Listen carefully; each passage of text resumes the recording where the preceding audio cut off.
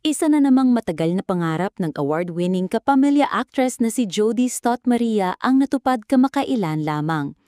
Aktibo ngayon si Jodie sa kanyang advokasya na may kinalaman sa mental health na siya ring dahilan kung bakit siya nag-aral ng BS Psychology at nakapagtapos noong 2021. At ngayon nga ay masaya at proud na ibinahagi na aktres na isa na rin siyang positive psychology coach matapos makuha ang kanyang certification. Another tool in the toolkit, officially a positive psychology coach. Here's to helping others thrive from the inside out. Ang ibinandera ni Jodie sa kanyang Instagram stories, kalakip ang litrato ng natanggap na certificate.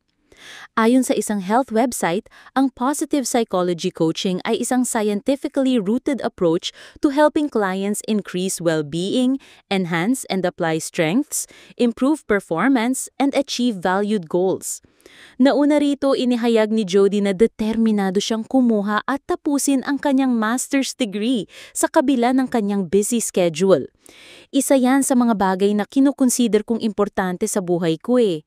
Ang master's naman you just go to school once or twice a week, kaya mas maluwag yung schedule kaya marami rin akong mga bagay na nagagawa. Pahayag ng premnadong aktres.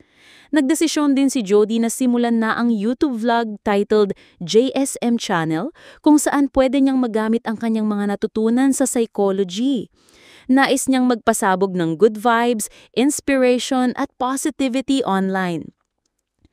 Sa Live Light segment, yung isang episode will be about different topics. There will be topics about love and boundaries and family. And we have subject matter expert to further expound on the topic so that hindi lang puro, I believe, this is what I think, pero it's like supported by and backed up by studies. Ani niya. I feel na these are the things na natutunan mo in school na parang whatever skill or whatever knowledge na na-impart sa'yo ng pag-aaral mo, ngayon it's being put into good use na parang hindi lang siya naging requirement para makagraduate or para pumasa, kumbaga meron na siyang real-life application. Dagdag pa niya.